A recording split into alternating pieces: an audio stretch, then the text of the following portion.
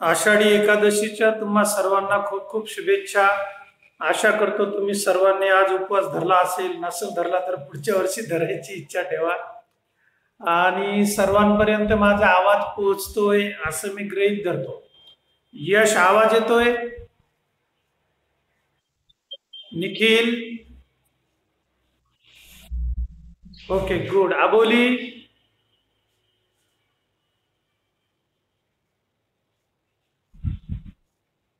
तुझा आवाज येत नाही आबोली इकडं. नैतिक, आवाज येतोय?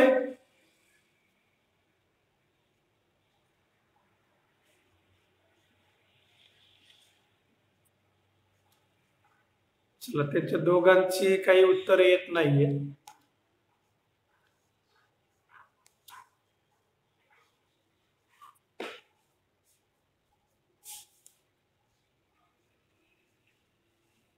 तर काल आपण वर्तमान काळाचे पहिले 30 वाक्य बघितले.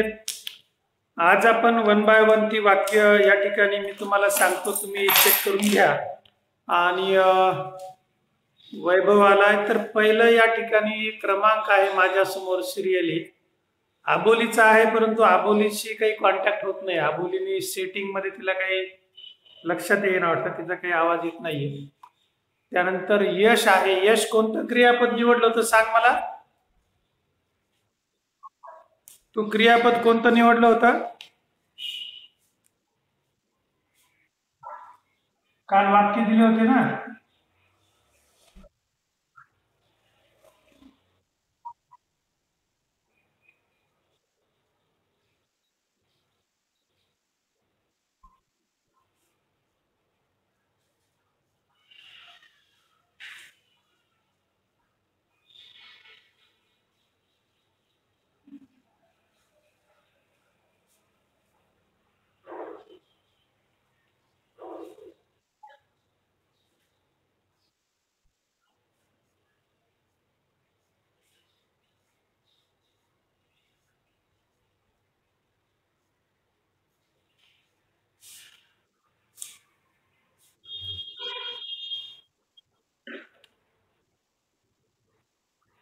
आबोली, मेसेज मिळाला का?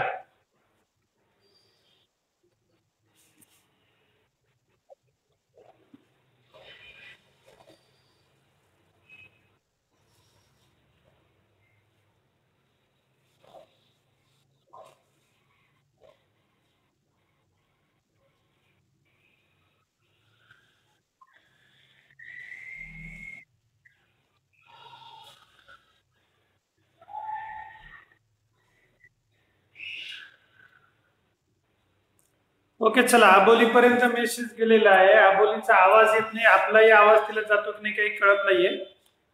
तर निखिल,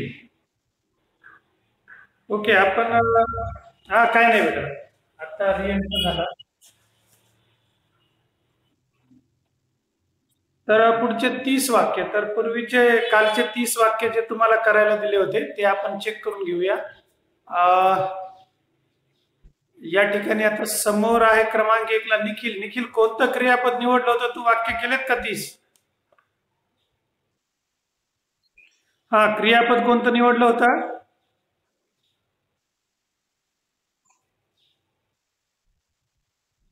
क्रियापद पाहिजे. बरं, ठीक आहे, वाक्य वाच. Simple present tense.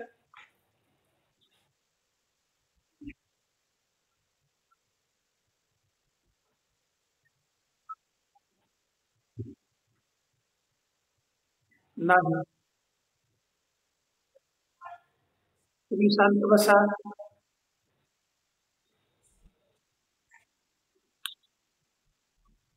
ठीक आहे, चला. तू गो क्रियापद निवडलं होतं. सिंपल प्रेझेंट टेन्सचे वाक्य कसे करायचे ते बोर्डवरती समजावून देतो, लक्ष.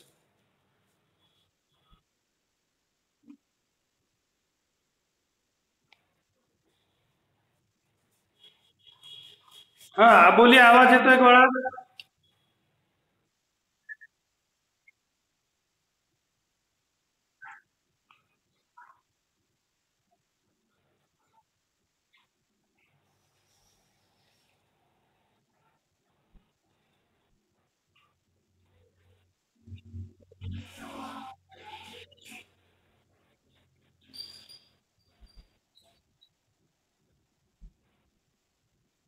चला जाऊ द्या, अबोलीपर्यंत काही आवाज जात नाहीये.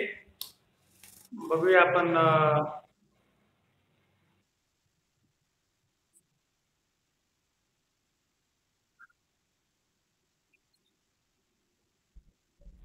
तिला मेसेज देऊया.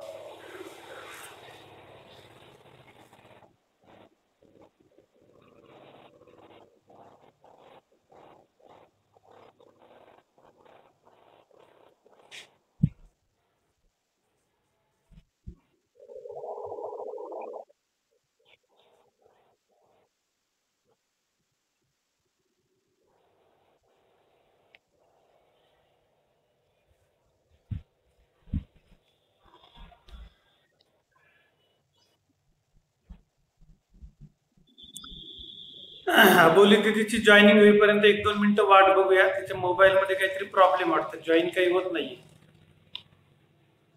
ओके, चला तर सिंपल प्रेझेंट, साध्या वर्तमान काळाची वाक्य आता समजावून घेऊया. बघूया ती वाक्य आता जॉईन होते का बघू मी थोड्या वेळात.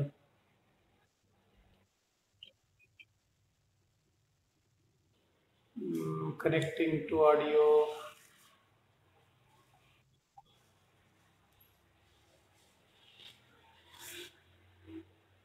आवाज येतोय?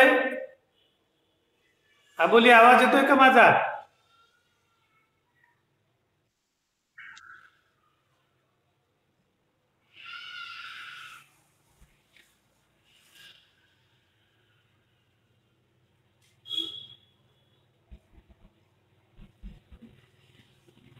चला आता आपण शिकायला सुरुवात करूया. अबोली दिदी परेशान झाली, तिला काही आवाज येत नाहीये.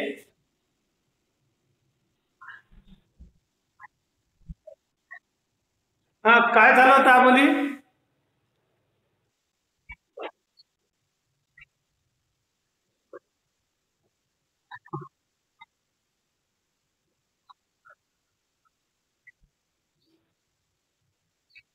आता मोबाईल आडवा कर बेटा, मोबाईल आडवा कर तू. हा, असा म्हणजे पूर्ण स्क्रीन दिसतो मग तुला. हा, ओके. आता तुला दिसतंय स्क्रीनवरचं सगळं? नाही नाही, आडवा जर ठेवला ना तुला, हा उभा झाला मोबाईल, आडवा ठेवायचा म्हणजे पूर्ण स्क्रीन दिसते. ओके, चला. चला तर आता. Okay, welcome. आषाढी एकादशीच्या खूप खूप शुभेच्छा. धन्यवाद, थँक्यू. तर वाक्य वापस आपण पुन्हा पहिल्या ठिकाणी आलेलो आहोत. अजून एक जणाला विचारायचं राहिलंय. 1 मिनिट. निखिलने सांगितलं. इकडं कोण आहे? दोघांनी निखिलच नाव टाकलंय. नैतिक, तू केलेलं वाक्य वाच बेटा. हा, तू वाक्य केलेत का वर्तमान काळाचे?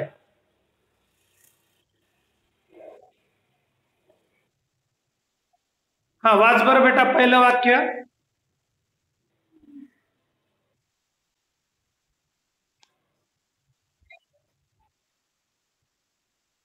तर हा, नैतिक वाक्य चुकलेत बेटा साध्यावर.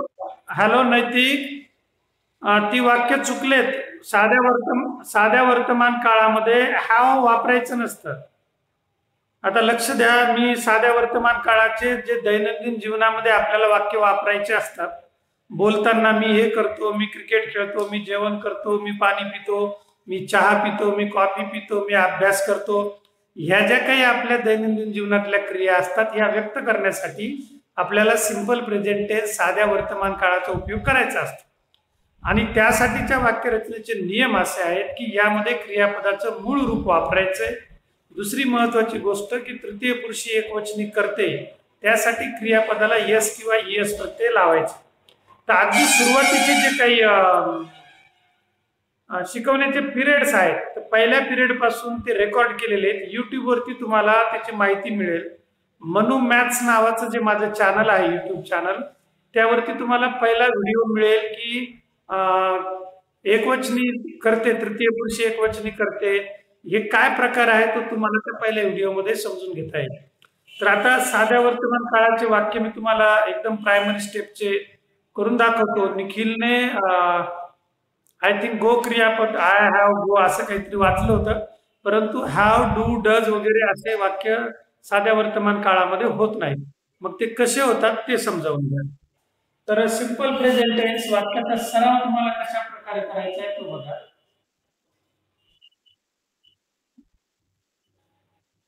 सिंपल प्रेझेंट टेन्स, साधा वर्तमान काळ.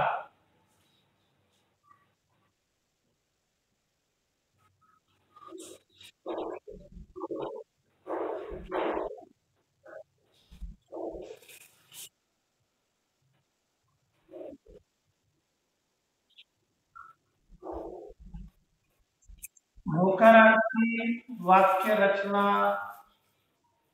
सूत्र. Subject plus V1 plus O. Yes म्हणजे सब्जेक्ट, ज्याला म्हणतात कर्ता. V1 म्हणजे वर्ब, ज्याला म्हणतात आपण क्रियापद. वरती हा एक काढलेला आहे, त्याचा अर्थ आहे पहिले रूप, क्रियापदाचे पहिले रूप. रेकॉर्डिंग मध्ये युट्यूबवरच्या व्हिडिओमध्ये जे आहे, तर हे सर्व उलट रेकॉर्ड होत आहे. त्यामुळं बोर्डवरती पाहताना किंवा हा व्हिडिओ पाहताना थोडाफार त्रास होऊ शकतो, कारण इथे हे लिहिलेलं समोर मी जे काही रेकॉर्ड करतो ते उलट रेकॉर्ड होत आहे. तुम्हाला मात्र सरळ दिसतं. आणि ओ म्हणजे ऑब्जेक्ट. ऑब्जेक्ट म्हणजे कर्म. तर दैनंदिन जीवनातल्या आपल्या सवयीच्या ज्या काही क्रिया आहेत, या क्रिया व्यक्त करण्यासाठी आपल्याला साध्या वर्तमान काळातून वाक्यरचना वापरायची असते. म्हणजे स्वतःबद्दल सांगायचं असेल तर आय टेक कॉफी, मी कॉफी पितो. वी टेक कॉफी, आम्ही कॉफी पितो. यू टेक कॉफी, तू कॉफी पितो. यू टेक कॉफी, तुम्ही कॉफी पिता. दे टेक कॉफी, ती कॉफी पितात. It takes coffee. आता क्रियापद टेक म्हणजे घेणे, या ठिकाणी क्रियापदाला यस प्रत्यय लागतो. It takes coffee. त्यानंतरचं पुढचं जे आहे, he takes coffee, she takes coffee, Balika takes coffee and Manoj takes coffee. अशा पद्धतीच्या ह्या वाक्यरचना त्या ठिकाणी आपल्याला तयार करायच्या. मी संपूर्ण सेट तुम्हाला एका क्रियापदाचा करून देतो, म्हणजे तुम्हाला अगदी पहिल्यापासून पुन्हा एकदा शिकायला भेटेल. मी बोर्डवरती या ठिकाणी ते वाक्य लिहितो. क्रियापदाची जी काही रूप राहतात, तर आता समजा निखिलने गो हे क्रियापद घेतलं होतं, तर ते या पद्धतीने येतं गो. दुसरं रूप आहे गोचं वे. तिसरं रूप आहे गॉन. चौथं रूप आहे गोईंग, म्हणजे जात आहे. हे भूतकाळी रूप झालं. हे पहिलं V1, हे V2, हे V3, याला PP असंही म्हणतात, पास्ट पार्टिसिपल, धातू साधित असं मराठीत म्हणतात, आणि गोईंग आहे V4. अशा पद्धतीने क्रियापदाचे म्हणजे चौथं रूप आपल्याला चालू काळात वापरावं लागतं, दुसरं रूप जे भूतकाळात वापरतात, तिसरं रूप मात्र तीनही काळात वापरतात. वर्तमान काळामध्ये हॅव हॅज गॉन येतं, चालू वर्तमान काळामध्ये हॅव बीनच्या पुढे आपल्याला याला ING लागतं, पूर्ण वर्तमान काळात म्हणजे पूर्ण काळातच फक्त तिसरं रूप वापरतात. पास्ट टेन्स मध्ये या ठिकाणी हॅड गॉन होतं आणि फ्युचर टेन्स मध्ये विल हॅव गॉन होतं. फ्युचर टेन्स मध्ये त्या ठिकाणी हॅज येत नाही. असे याचे नियम आहेत, सरावाने ते तुम्हाला येतील. आता तुम्ही बोर्डवरचं सर्वांनी लिहून घेतलंय का? आणि लिहून घेतल्यानंतरही याचा तुम्ही स्क्रीनशॉटही काढून ठेवू शकता, कारण जेणेकरून तुम्हाला पुन्हा वापस अभ्यास करताना हे चेक करता येईल. आता एकंदरीत पहिले 10 वाक्य साध्या वर्तमान काळाचे तुम्हाला कसे लिहायचे ते तुम्हाला समजावून सांगते. हे झाले का लिहून? कोणीतरी सांगा एक जण. ओके, लिहा.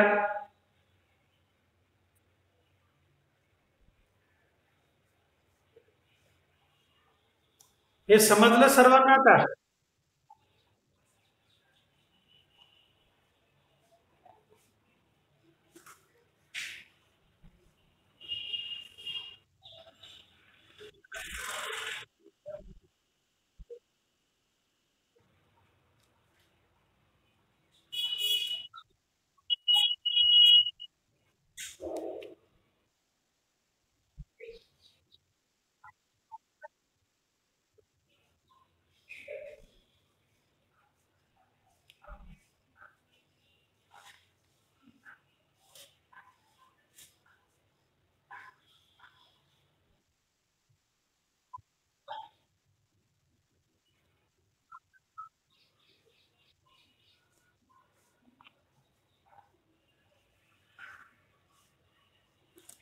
विनाकारण तुम्ही बोलले तर तुम्हाला माहिती आहे काय होतं ते. आठवण करून देतो विसरले असतील तर.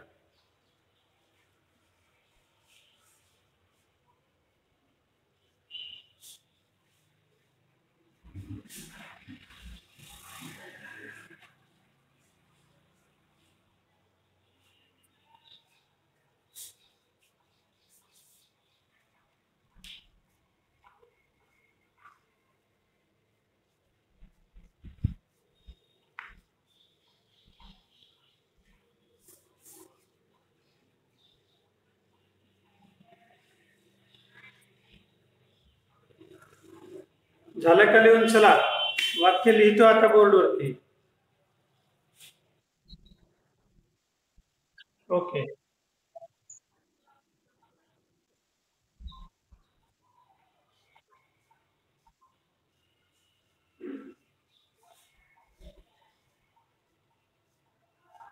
मग तुम्हाला ह्या सोप्या सोप्या वाक्यरचना कशा पद्धतीने करायच्या ते आपण समजावून घ्या. आता ही वाक्य लिहित असताना तुम्हाला कर्ता अधिक क्रियापद अधिक कर्म yes plus V1 plus O असं आपण लिहिलंय. गो हे निखिलने निवडलेलं क्रियापद होतं. मग त्यावरती तुम्हाला वाक्य जर करायचं आहे गोचं, तर ते लिहायचंय. पहिलं वाक्य आय गो टू स्कूल. एकदम सोपं वाक्य. I go to school. मी शाळेत जातो. मी शाळेत जातो. दुसरं वाक्य आहे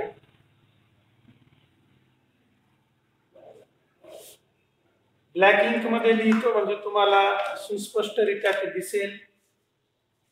क्रमांक 1 पहिलं वाक्य आय गो टू स्कूल. मी शाळेत जातो.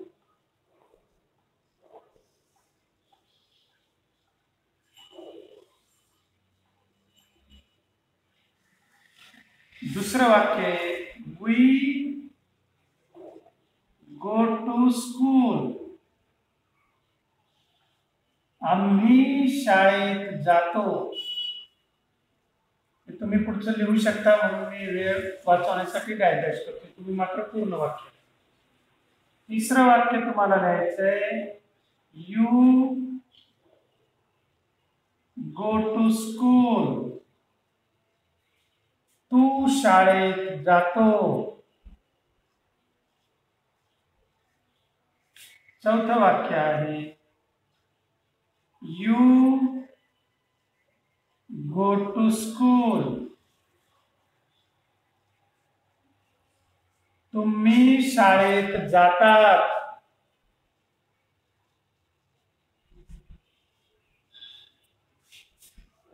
क्रमांक 5, दे गो टू स्कूल. ते ती शाळेत जातात.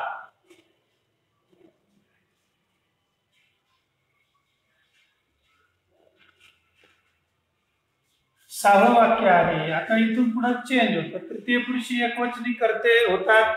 युट्यूब वरती याची माहिती मी तुम्हाला पहिल्या या सिरीज मध्ये, म्हणून मॅथ्सची जी सिरीज आहे आपली, हे जे चॅनल आहे याच्या पहिल्या व्हिडिओमध्ये तुम्हाला हे शिकवलेलं आहे. तुम्ही आज रात्री तेवढं सर्च करा, तुम्हाला मिळून जाईल. किंवा वर्ग 8वीच्या आणि 9वीच्या ग्रुपवरती मी पहिल्या व्हिडिओची लिंक आज शेअर करतो, त्यावरती तुम्ही ते बघून घ्या. मग या ठिकाणी इट ITE क्रियापदाला ES प्रत्यय लावायचा. It goes to school. ते शाळेत जाते. ते शाळेत जाते. सातवं वाक्य आहे, ही गोज टू स्कूल.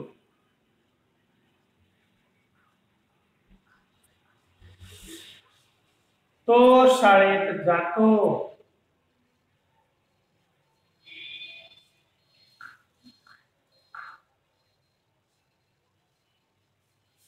आठवं वाक्य आहे, शी गोज टू स्कूल.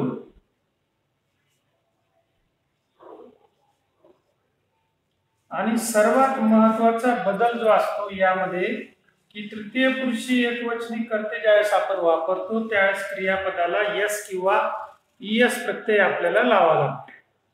ते इथं तुम्ही व्यवस्थित नोंद घेण्यासारखे किंवा ते व्यवस्थित तुमच्या लक्षात राहिलं पाहिजे.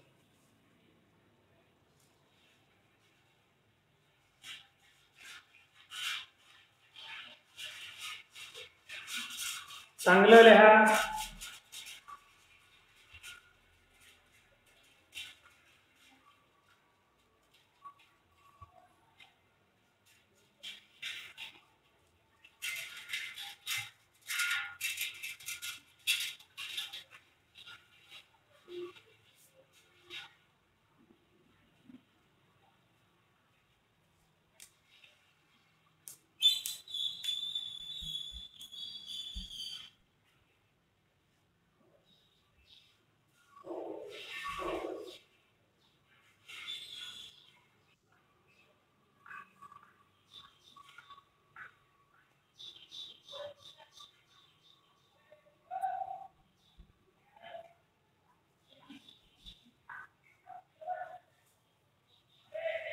आता वरचे वाक्य तुम्ही लिहिलेलं असतील, म्हणून त्या ठिकाणी मी आता 9 आणि 10 क्रमांकाचं वाक्य लिहितो.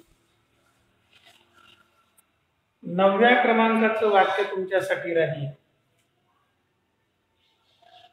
क्रमांक 9 ब्ल्यू इंक मध्ये, Balika goes to school. Balika goes to school. Balika शाळेत जाते. आणि 10वं वाक्य राहील, Manoj goes to school. Manoj शाळेत जातो.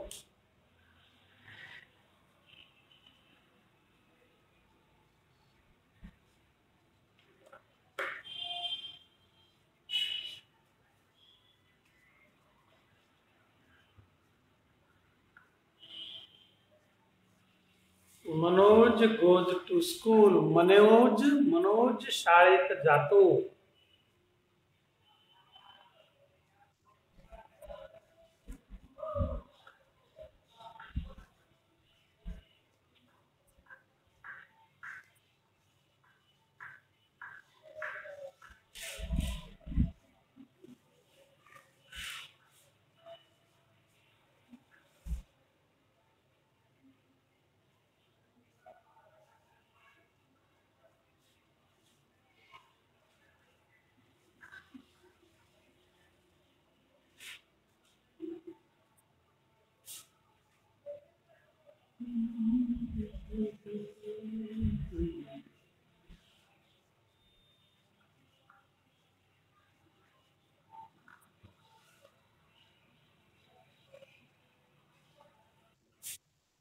ओके.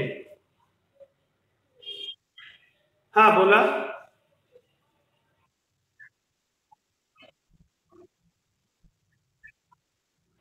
हो, मनोज शाळेत जातो. ओके. ओके, ही झाली होकारार्थी वाक्यरचना. अशा पद्धतीने तुम्हाला सराव करण्यासाठी वाक्य लिहायचे आहेत हे समजावून घ्या.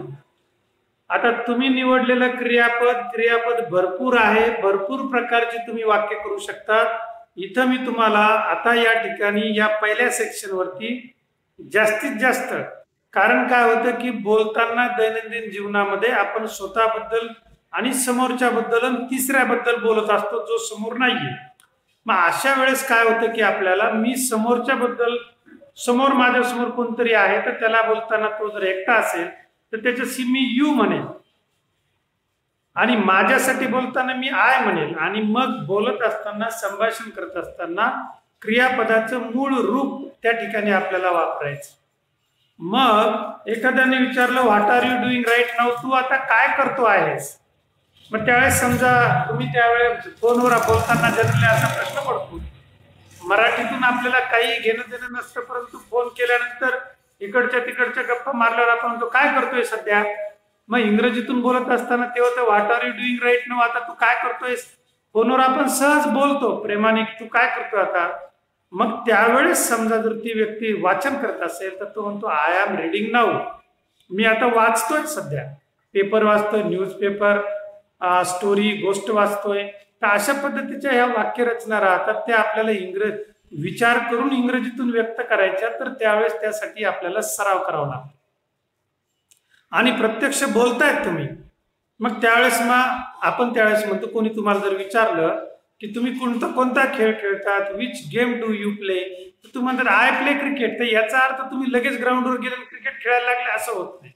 घरी पाहुणे आले तुमच्याकडं, मग विचारतात हा कितवीला आहे, हा काय करतो, तो काय करतो. मग ते म्हणतात आय गो टू स्कूल, मी शाळेत जातो का. दप्तर घेऊन लगेच पाहुण्यासमोर निघाले शाळेत जायला. आता ज्यावेळेस तुम्ही प्रत्यक्ष शाळेत जात असता त्यावेळेस I am going to school. आता तुम्ही शाळेत गेले आणि जर शेजारच्या तुमच्या आईच्या मैत्रिणीने किंवा शेजारच्या काकूने, आजीने, आजोबाने, कोणी जर तुमच्या वडिलांना, आईला, आजीला, आजोबाला जर विचारलं की हा कुठं गेलेला आहे तुमचा मुलगा, बंड्या कुठे गेलेला आहे, पिंट्या कुठे गेलेला आहे, जॉनी कुठे गेलेला आहे, किंवा डेझी कुठे गेलेली आहे, डॉली कुठे गेलेली, तर त्यावेळेस तुमची आई काय म्हणेल, तो शाळेत गेलेला आहे. म्हणजे नुकताच घरातून बाहेर पडला, तो शाळेत गेलेला आहे. He has gone to school, तो शाळेत गेलेला आहे. लक्षात. आणि तो शाळेत गेला, ही वेंट टू स्कूल, तो शाळेत गेला, पोहोचला शाळेत, म्हणजे भूतकाळ. आणि घरातच असेल तर का जाईना, तर मग तुमची आई केवढी ती, he will go to school, तो शाळेत जाणार आहे. ह्या त्या वाक्यरचना राहतात. आणि त्या समजावून घेण्यासाठी तिथं लागतो सराव, सराव आणि सराव. आणि हा फरक मराठीतून आपल्याला कळायला पाहिजे की वर्तमान काळ म्हणजे सध्या सुरू असलेला, भूतकाळ म्हणजे क्रिया घडून गेली, आणि भविष्य काळ म्हणजे क्रिया घडणार आहे. मग एखादी सकाळी तुम्ही उठल्यानंतर मग तुम्हाला घरच्यांनी विचारलं आज दिवसभर काय कार्यक्रम आहे तुमचा, राजे साहेबांचा. मग तुम्ही म्हणता मी क्लासला जाईल, 7:30 वाजता आमचा 8वीचा क्लास असतो, मी क्लासला जाईल, I will go to class. मी क्लासला म्हणजे झालं भविष्य काळ. तुम्ही क्लासला गेले आणि तुमच्या वडिलांना विचारलं की तुमचा चिंटू कुठे गेलाय, मग तुमचे वडील म्हणतील तो क्लासला गेला. He went to class, he went to coaching class. गेला, पोहोचला तिथं. आणि तुम्ही रस्त्याने निघाले, सायकल घेऊन किंवा पायी क्लासला इकडे आष्टीकडे निघाले, समजा पळशीवरून येत आहे, तर तुम्हाला जर विचारलं कुठं चालला, तर ते म्हणतात I am going to class, मी क्लासला चाललोय. ती क्रिया चालू आहे तुमची, हा त्यामधला फरक असतो. आणि मग घरी जर समजा एखादे पाहुणे आले, काही पाहुण्यांना रिकाम टेकड्या चौकशा करायच्या सवय असतात, मग ते विचारतील क्लासला जातो की नाही, मग ते म्हणतात हो मी क्लासला जातो, हरिभक्तपरायण गायकवाड महाराजांच्या क्लासला मी दररोज जातो, पण माझ्या डोक्यात काही उतरत नाही. मग त्या ठिकाणी गेल्यानंतर तुम्ही त्या पाहुण्यासमोर काय म्हणता, आय गो टू क्लास, मी क्लासला जातो असं मराठीतून म्हणतो, त्याला म्हणतात साधा वर्तमान काळ, आय गो टू क्लास. आणि त्याच्यासाठी इथून सुरुवात ज्यावेळेस होती तर ही वाक्यरचना व्यवस्थित समजावून घ्यायची. I, we, you, you, they, it, he, she, बालिका, मनोज, या 10 व्यतिरिक्त आपण वाक्य उच्चारू शकत नाही. म्हणजे दिवसभरातून तुम्ही स्वतःबद्दल बोलतात, 2-4 जण असतील तर आम्ही, एकटा असेल तर तू, 2-4 जण असतील तर तुम्ही, अजून भरपूर जण पलीकडे असतील तर मग दे, ते, त्या, ती, ते वावर नांगरतायत, त्या वावर नांगरतायत, ती वावर नांगरतेत, म्हणजे अनेक वचनी त्या ठिकाणी होतं. इट असेल तर ते प्राण्यासाठी वापरतात, ही पुल्लिंगी आहे, पुरुषासाठी वापरतात, शी स्त्रीलिंगी आहे, फेमिनाईन जेंडर आहे, स्त्रियांसाठी वापरायचे, मुलींसाठी वापरायचे, आजींसाठी वापरायचे. बालिका आहे, कुठलंही नाव आहे, स्त्रीलिंगी नाव आहे, मॅडमचं नाव आहे, ते मनोज माझं नाव आहे, तुमच्या समोर उभा आहे. याच्या व्यतिरिक्त 11 वाक्य आपण कोणाला म्हणणार आहे? एक तर नाव घेऊन म्हणणार, पुल्लिंगी नाव घेईल, स्त्रीलिंगी नाव घेईल, ही म्हणू, तो म्हणू, ती म्हणू, ते म्हणू, आम्ही म्हणू, तू म्हणू, तुम्ही म्हणू, मी म्हणू. याच्या व्यतिरिक्त 11वी आपल्याला वाक्यरचना करता येत नाही. वागावं आज मला वाटतं 20 तारीख आहे, 1 तारखेला आपण सुरुवात केली, आपण पुन्हा वापस तिथं चालूय साध्या वर्तमान काळावरती. कालही त्याचे तुम्हाला 3 प्रकार शिकवले. असं जर तुम्ही करत राहिले तर एक महिना नुसता एका काळाच्या एका प्रकाराला लागेल. तर नीट किंवा इकडून नाही गेलं तर असं इथून डोक्यात असं व्यवस्थित फिट्ट करून घ्या, म्हणजे मला पुढे तुम्हाला शिकवता येईल. ही झाली होकारार्थी वाक्यरचना. आता आपल्याला यामध्ये शिकायची नकारार्थी वाक्यरचना. ती पण 10 वाक्य मी तुम्हाला या ठिकाणी करून दाखवतो. आता ती 10 वाक्य गोच्या ज्याच्यावरती आपण करणार आहोत. आणि माझी अशी इच्छा आहे की मी तर बोर्डवरती लिहितो, तुम्ही लिहून घ्या, नंतर मी तोंडी वाक्य तुम्हाला सांगतो. आता यामध्ये जर काही डाऊट असेल, तुम्हाला मला काही जर विचारायचं असेल, if you have any question, if you want to ask me, जर तुम्हाला मला विचारायचं असेल तर प्लीज विचारा. तुमच्या मनातली कुठलीही शंका, कारण तुम्ही आता शाळेत नाहीये, क्लासमध्ये नाहीये, घरी आहे. जरी माझी इच्छा झाली की तुम्हाला जाऊन बद 2-4 छड्या माराव्यात, तर त्या छड्या मी इथून मारू शकत नाही. त्यामुळे तुम्ही तिथून विचारू शकता की सर असं असं आहे, आमचं इंग्रजीचं असं असं वाकड झालेलं, काही विचारायचं असलं तर तुम्ही विचारू शकता. विचारायचंय काही? ओके. मी कोणाला विचारायचं ते नाही म्हणत, ज्याला विचारायचं त्यांनी विचारा. तुम्ही नाही नाही काही म्हणायची गरज नाही. तुम्ही विचारला नाही याचा अर्थ तुम्हाला विचारायचं नाही. पण तुमच्या मनामध्ये कुठलीही शंका असेल तर ती विचारून घ्या. आहे काही शंका?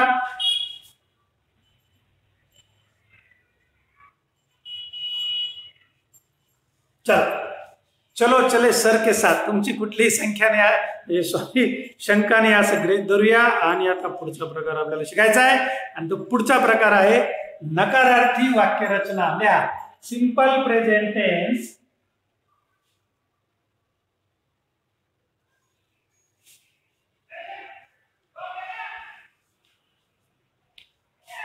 क्रमांक 2 simple present tense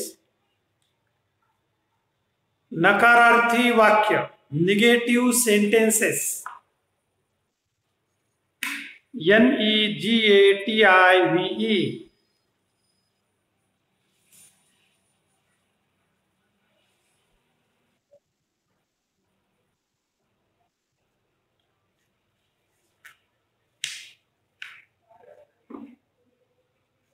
NEGATIV negative म्हणजे नकारार्थी. Sentences SENTENCES SENTENCES sentences. खालील्या नकारार्थी वाक्यरचनेचे सूत्र. न वा र सु. नकारार्थी वाक्यरचनेचे सूत्र.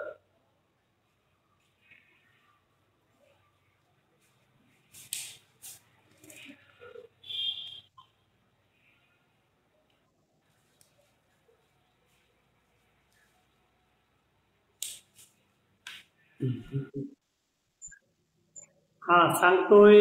दमखा जरा. थोडासा प्रॉब्लेम आलाय मोबाईल मध्ये.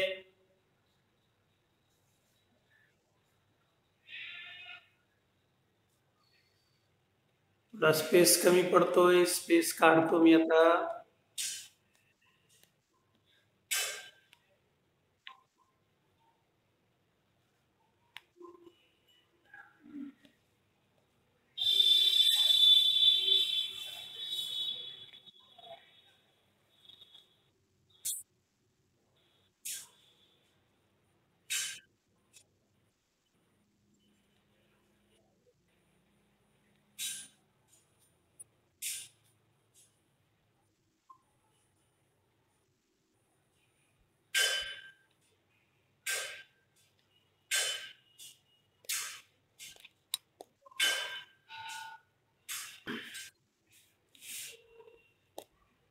चला, मेमरी कार्ड मध्ये डाटा थोडासाच राहिला होता आणि आता डाटा फ्री केला. लिहा नकारार्थी वाक्यरचनेचे सूत्र. नकारार्थी वाक्य रचना सूत्र. Subject yes plus do oblique does ही टू बी ची सहाय्यकारी क्रियापद असतात.